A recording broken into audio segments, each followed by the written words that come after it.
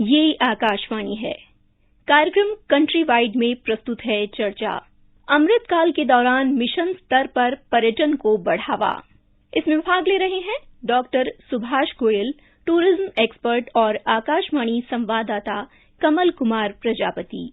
अमृतकाल यानी अब से लेकर आने वाले 25 साल के लिए सरकार ने कई महत्वपूर्ण लक्ष्य रखे हैं, जिसमें एक अहम लक्ष्य यह है कि देश की अर्थव्यवस्था को इस स्तर तक पहुंचाया जाए कि विश्व के सभी देशों में भारत शिखर पर हो, जब तक कि 2047 तक हम आजादी का 100वां साल मनाएं।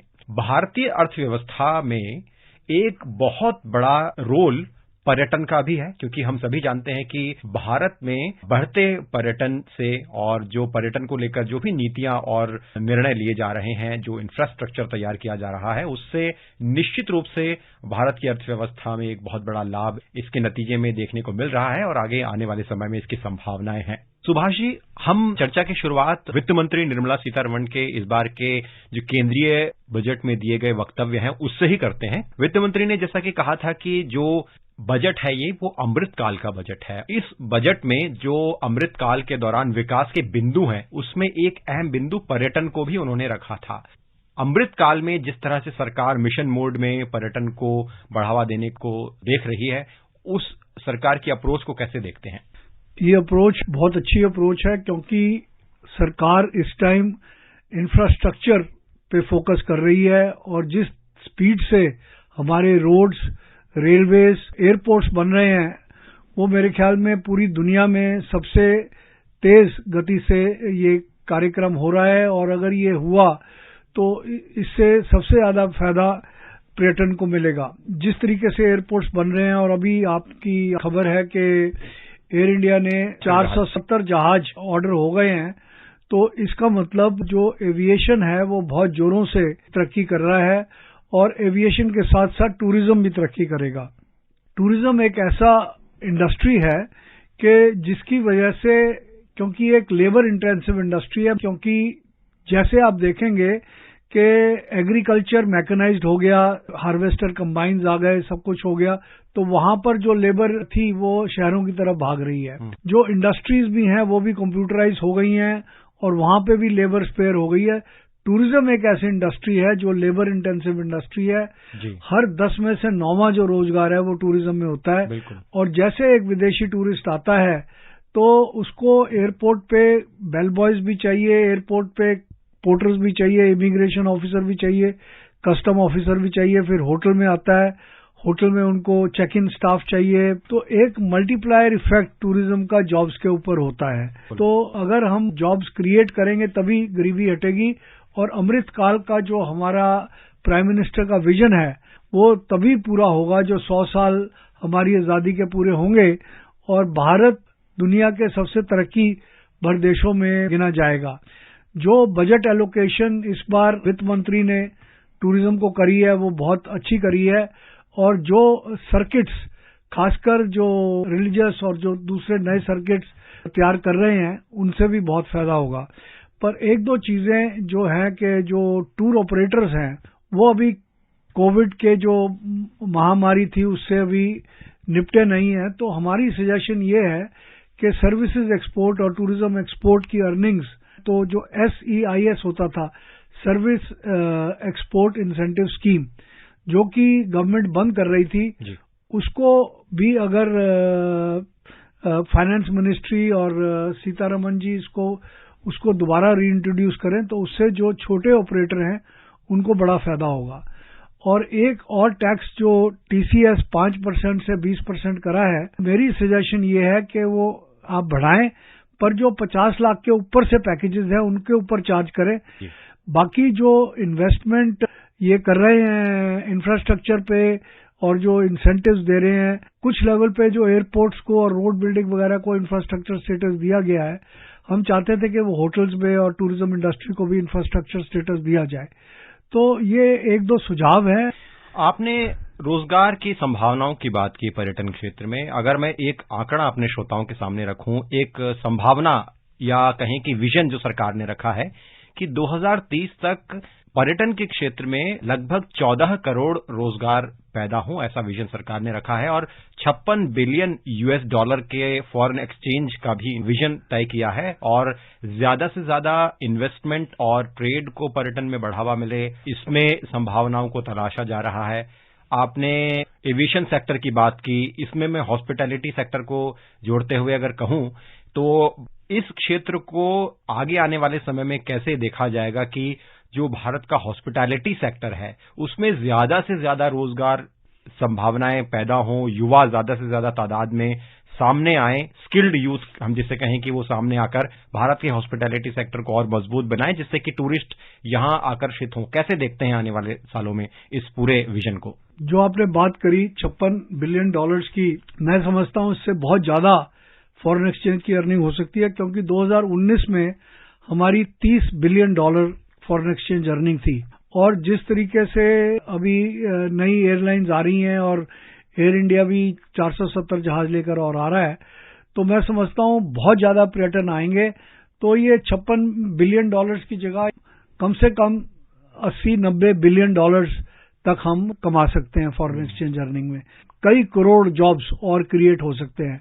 इसके लिए हमें सबको मिलके, सारी जितनी मिनिस्ट्रीज हैं उनको तालमेल में, जिसे कहते हैं कोऑर्डिनेटेड एफर्ट के साथ चलना पड़ेगा। भारत ही एक ऐसा देश है, it is the Holi land और विविध संस्कृति है, डाइवर्स कल्चर। हाँ, डाइवर्स कल्चर है और हमारे जो वर्ल्ड की मोस्ट ब्यूटीफुल हिमालयन माउंटेन्स हैं उसका 74% हिमालयन माउंटेन्स भारत में है और 7,500 किलोमीटर की कोस्टलाइन हमारे यहाँ है।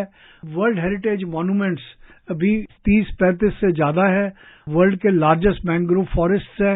एक ही देश है पूरी दुनिया में जिसका जो डेजर्ट है वो एक कलरफुल लिविंग डेजर्ट है। हमारा जो राजस्थान, जैसलमेर, बीकानेर, ये full of art, music, culture है और यहाँ पर लोग बसते हैं। हिंदुस्तान में टूरिज्म का पोटेंशियल है, दुनिया में कहीं नहीं है। तो भारत सरकार इंडस्ट्री को साथ लेके चल रही है और आगे भी चलती रहेगी। तो मैं समझता हूं कि जो भी हमारे टारगेट्स हैं ये इनको हम अचीव ही नहीं करेंगे बल्कि इनको एक्सीड करेंगे। भारत में पर्यटन में एक नया स्वरूप लाने के लिए एक बड़ा अहम मिशन शुरू किया गया है, नेशनल डिजिटल टूरिज्म मिशन। यानी जो भारत में टूरिज्म है उसमें इस तरह से डिजिटल पब्लिक इंफ्रास्ट्रक्चर तैयार किया जा रहा है जिससे कि टूरिज्म में डिजिटल माध्यमों की बहुत बड़ी भूमिका हो। और इसमें हमने देखा है कि अब डिजिटल जो माध्यम है वो काफी हद तक कुछ स्टैब्लिश भी हो चुके हैं जिसका टूरिस्ट बड़ा फायदा उठा रहे हैं। जैसे उदाहरण के लिए कुछ दिनों पहले केंद्रीय पर्यटन मंत्री ने ये उदाहरण रखा कि यूपीआई सिस्टम है, जैसे जो कि रियल टाइम पेमेंट का हमारा सिस्टम है, उससे हम कहीं भी किसी भी स्थल पर आसानी से जाकर कैशलेस ट्रांजैक्शन कर सकते हैं। और इसी तरह से हम आधार को देखें, यानी हम अपनी पहचान के लिए हमें बहुत से डॉक्यूमेंट्स नहीं रखने पड़ते, आधार से ही हमारी पहचान सुनिश्चित हो जाती है।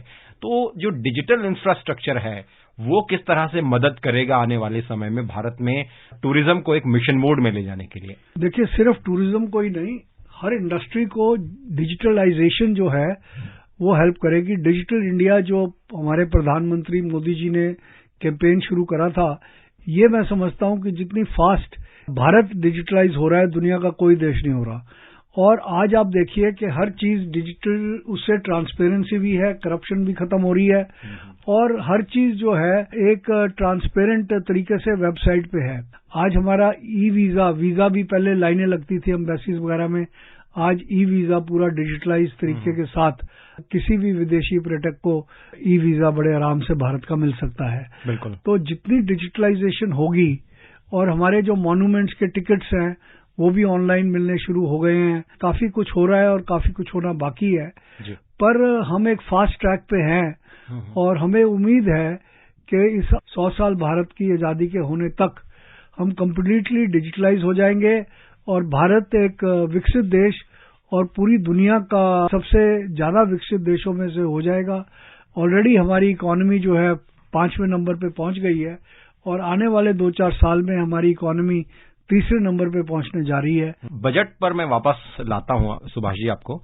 अमृतकाल के जो बजट की वित्त मंत्री ने बात कही थी उसमें एक घोषणा ये थी कि इस अमृतकाल के दौरान यानी इन 25 साल में 50 ऐसे स्थल बनाए जाएंगे, ऐसे स्थलों का विकास किया जाएगा जो फिजिकल, डिजिटल और वर्चुअल जिनकी कनेक्टिविटी होगी, यानी एक आदर्श पर्यटन स्थल ये बनेंगे जहां पर पर्यटन की सुरक्षा का पूरा पुख्ता इंतजाम होगा, टूरिस्ट गाइड्स अवेलेबल होंगे, यानी हम कहें कि पूरी तरह से पूरी दुनिया के एक बहुत बेहतरीन पर्यटन स्थल होने वाले हैं जो स्वदेश दर्शन योजना के तहत जिन्हें विकसित किया जाएगा। ये कंप्लीट पैकेज वाले 50 ऐसे पर्यटन स्थल आगे आने वाले समय में विकसित होने जा रहे हैं।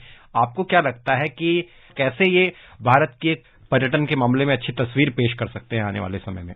जितने वर्ल्ड हेरिटेज मॉन्यूमेंट्स हैं, यूनेस्को वर्ल्ड हेरिटेज मॉन्यूमेंट्स हैं, जिस जिस स्टेट में हैं, उनके आसपास ही ये चुने जाएंगे, क्योंकि सारी दुनिया इस टाइम वर्ल्ड हेरिटेज मॉन्यूमेंट्स देखने आएगी इंडिया में। आने वाले 5-10 साल के अंदर ही हम दुनिया के पहले दूसरे देशों में से हो जाएंगे और जो पुराने जमाने में भारत को सोने की चिड़िया कहते थे, वो सोने की चिड़िया बनकर सामने आएगी।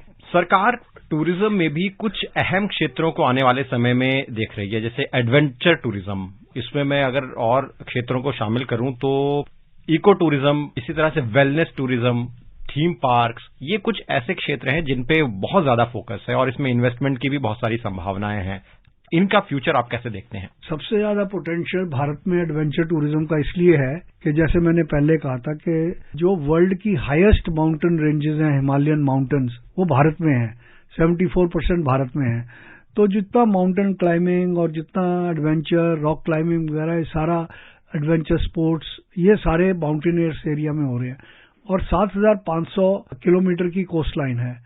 तो हमारे बीचेस हैं, वाटर स्पोर्ट्स हैं, अंडर सी डाइविंग है, जो हमारे अंडमान निकोबार आइलैंड्स हैं, यहाँ पर जो कोरल लाइफ है, ये one of the world's best pristine coral lifes है।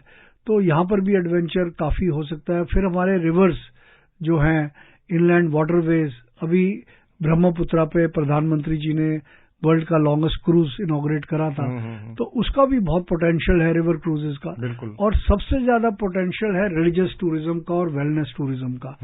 वेलनेस जो भारत है वो योगा और आयुर्वेदा का जन्म स्थान है, जिसको होलिस्टिक हीलिंग कहते हैं। तो आज दुनिया आयुर्वेदा के लिए भारत आना चाहती है, योगा के लिए भारत आना चाहती है। जो हमारे मेडिकल टूरिज्म भी है, जो कि हमारे हॉस्पिटल्स हैं, जो हार्ट ऑपरेशन अमेरिका में या किसी भी एडवांस कंट्री में 20 से 25 हजार डॉलर में होता है, वो भारत में आपको 3 से 4 हजार डॉलर में बड़े आराम से हो सकता है। तो और उसी वर्ल्ड स्टैंडर्ड पे, बल्कि उससे बेटर पर्सनल केयर के साथ।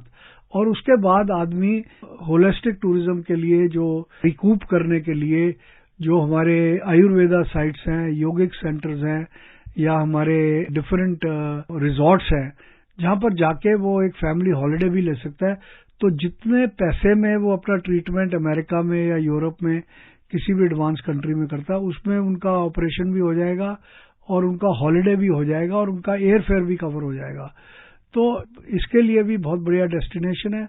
और रिलीजियस टूरिज्म में तो ऐसा है कि देखिए, हम करोड़ों रुपया फॉरेन एक्सचेंज में इनसे कमा सकते हैं। तो मैं समझता हूं कि ये सारा जो पोटेंशियल है भारत में, ये दुनिया में और किसी देश में नहीं है। निश्चित रूप से बहुत से लक्ष्य हैं पर्यटन को लेकर, कुछ लक्ष्य पूरे हो रहे हैं और आगे आने वाले समय में जो नीतियां और जो संभावनाएं हैं, उनसे और बड़ी संभावनाएं खुलेंगी। और एक अगर हम इसमें बिंदु ये भी जोड़ें कि जो सस्टेनेबल टूरिज्म है, उसको लेकर भी प्रयास हैं कि पर्यटन तो बढ़े, विकास, इंफ्रास्ट्रक्चर भी बढ़े, लेकिन साथ में पर्यावरण भी सुरक्षित रहे। तो इस ओर भी सरकार ध्यान दे रही है। सुभाष जी, कार्यक्रम में आप जुड़े, विस्तार से हमारे साथ अपने अहम विचार साझा किए, बहुत बहुत धन्यवाद। आपका भी बहुत बहुत धन्यवाद और बड़ा अच्छा लगा मुझे आपसे बातचीत करने से। अभी आप सुन रहे थे अमृतकाल के दौरान मिशन स्तर पर पर्यटन को बढ़ावा। इसमें भाग ले रहे थे doctor Subhash Goyal, tourism expert और आकाशवाणी संवाददाता कमल कुमार प्रजापति। ये कार्यक्रम आकाशवाणी के समाचार सेवा प्रभाग द्वारा प्रस्तुत किया गया। इसे आप हमारे mobile app news on AIR और YouTube channel news on AIR official पर भी सुन सकते हैं।